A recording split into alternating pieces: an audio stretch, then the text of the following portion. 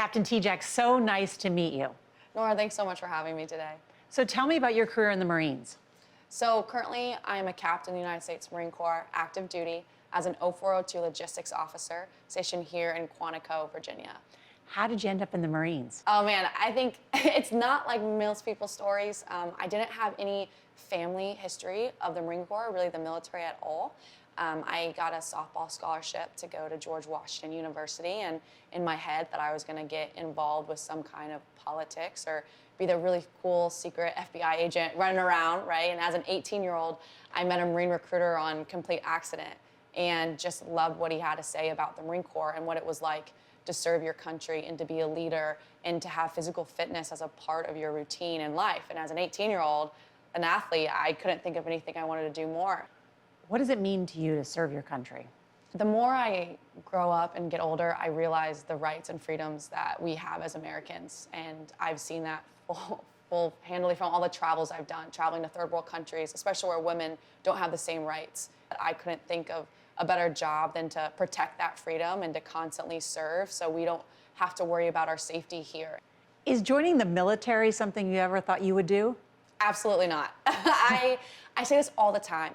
I never saw women in the military ever growing up.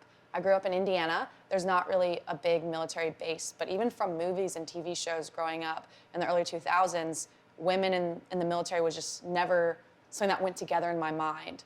And that's something I try so hard to do now, is to be very public with seeing people in uniform and especially seeing the kind of women we are, right? You may have heard of G.I. Jane, and everyone thinks you have to be bald and fit and tough and all that stuff, which is part of it too, right? But you can look any which way you want. In the Marines, we come from so many different ethnic backgrounds and from all over the country and bring so many stories with us that I'm happy I found somewhere I fit in. I just can't believe I never knew that this was a home for me. And what does service to your country mean to you? Being a servant leader is something I've wanted to do my whole life. I want to live my life to better the lives of others around me, and I can't think of a better way to do that than to join the military, let alone the Marine Corps, which is one of the most physically and emotionally and mentally demanding branches that there is in the whole world. And being able to serve and give back and dictate and change lives and lead Marines is a blessing, but they also give me more than I think that I could have ever given them. And that's why I started this series called Profiles in Service, was to really highlight people who volunteer to serve in our military and also to highlight exceptional women in the military as well, and to be able to show other women out there that there are people that they aspire to be, could dream of being, and to attract them as well to military service, because I think it's incredibly important to have more women in national security. Yes. Yes.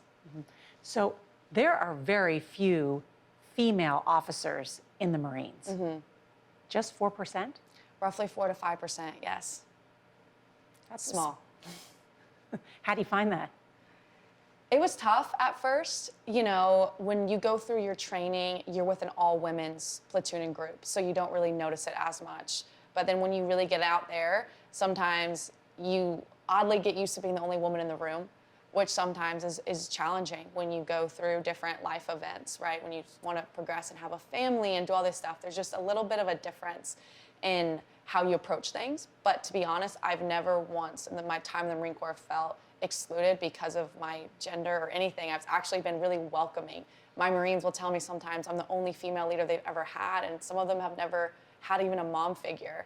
And so to be able to kind of be a strong woman in their life is so important to me, because I'm sometimes the only one they'll ever meet. But I love being able to be one of those 5%, but my goal is to get that 5% to double, and this not to be a thing where you aren't the only woman that walks into the room where it's filled and you don't even notice anymore because you have a seat at every single table. Why do you think the military may have difficulty recruiting women? Just similar to my path, I just don't think it's very seen.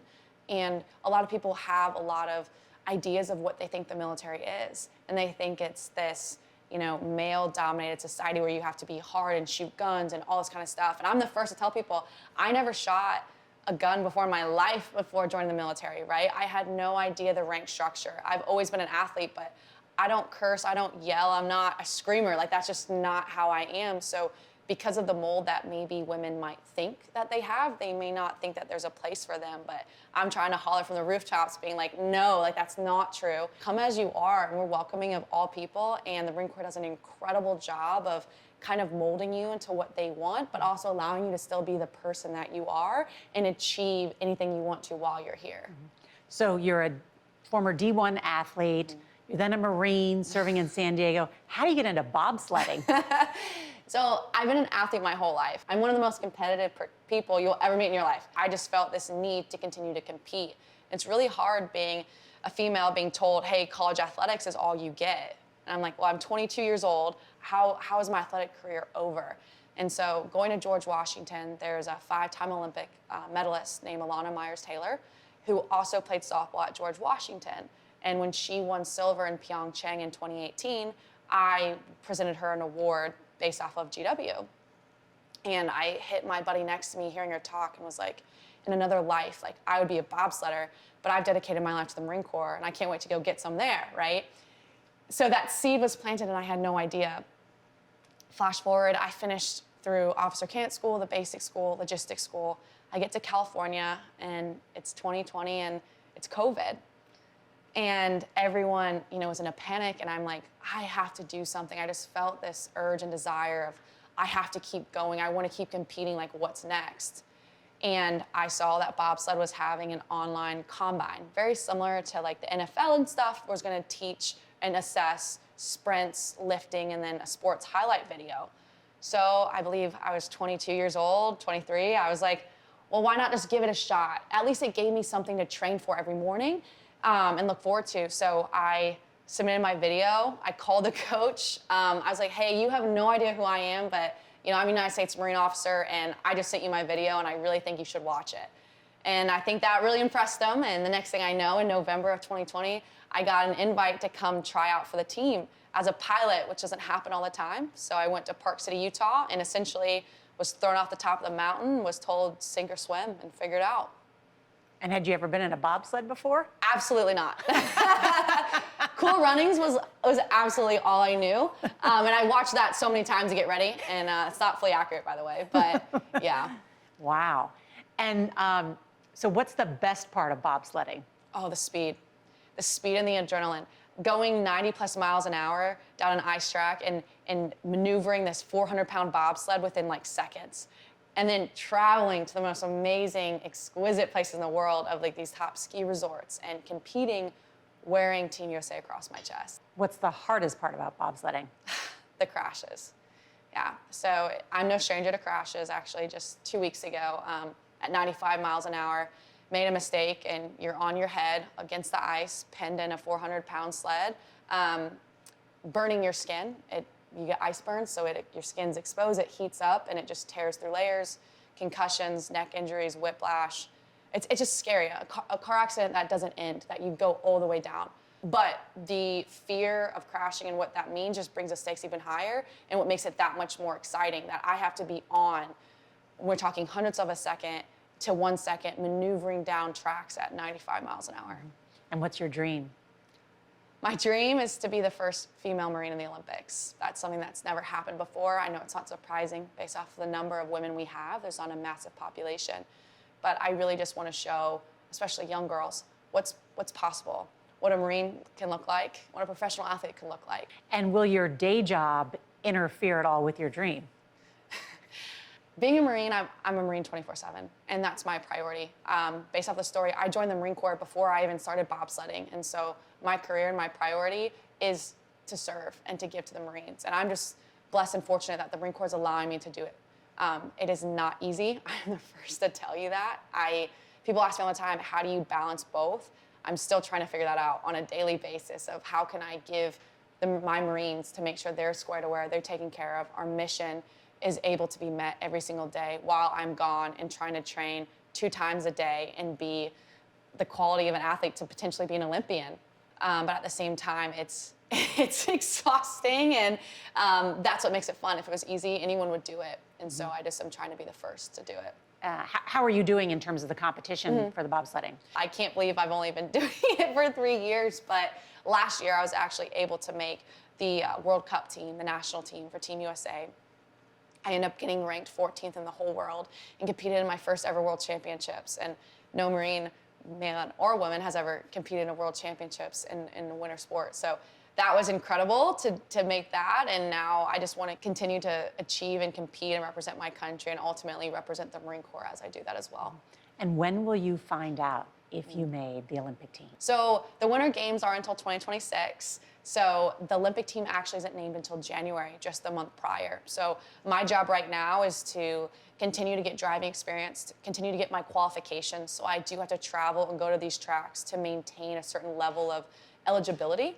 But it is tough competition. The United States, we won 2 out of the 3 medals in monobob last year at the Games. And those 2 athletes are still competing to this day. So even just to make the US team is such a big deal. The level of competition we have is the highest in the world. So by no means is it a shoo-in. I'm gonna have to work extremely hard, but God willing, that's maybe where I'll end up. In addition to all that, you were crowned Miss Military. I was. Congratulations. Thank you. How was that?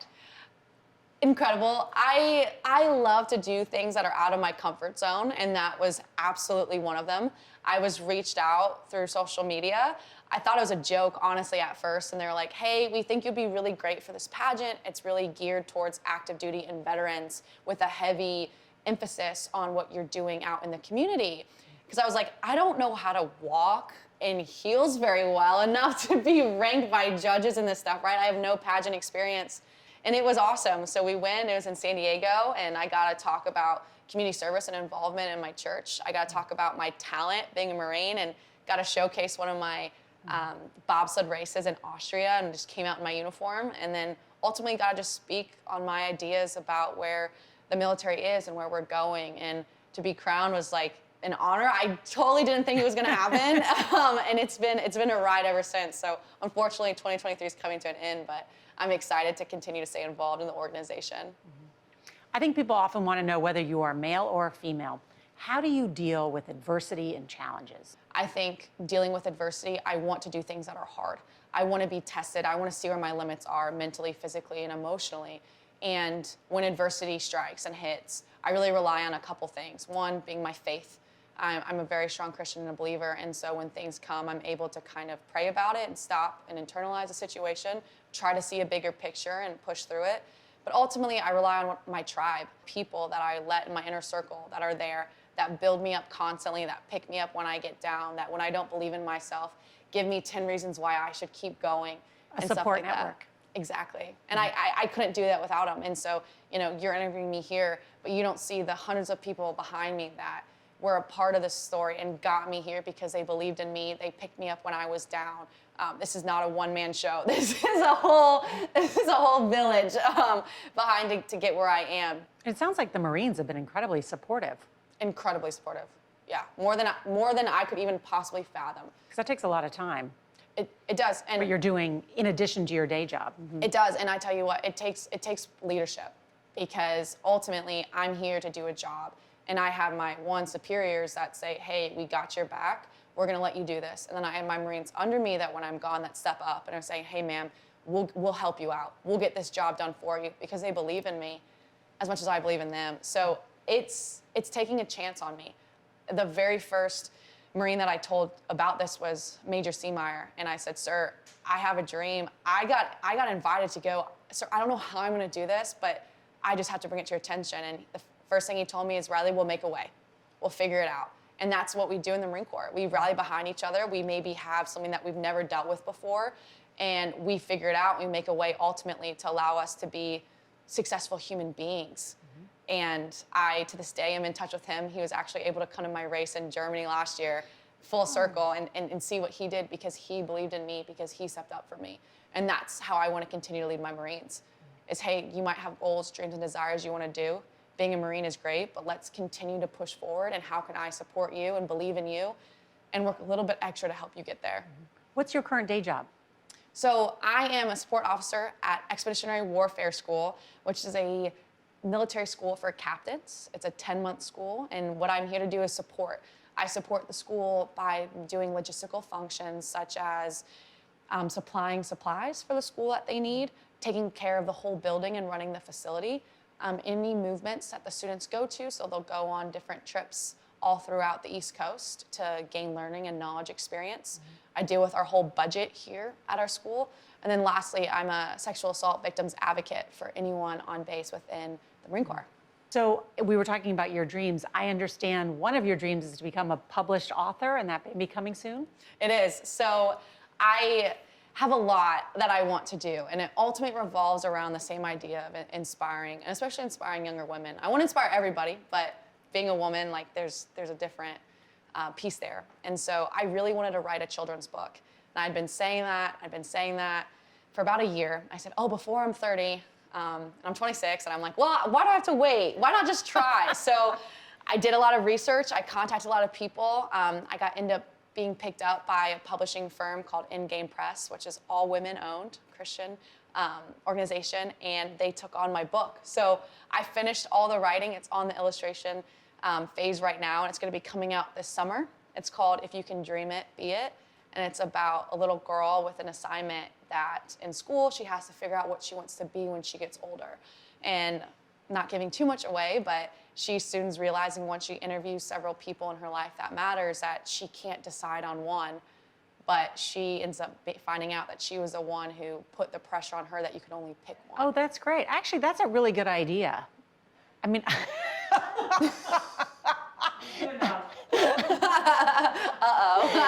no.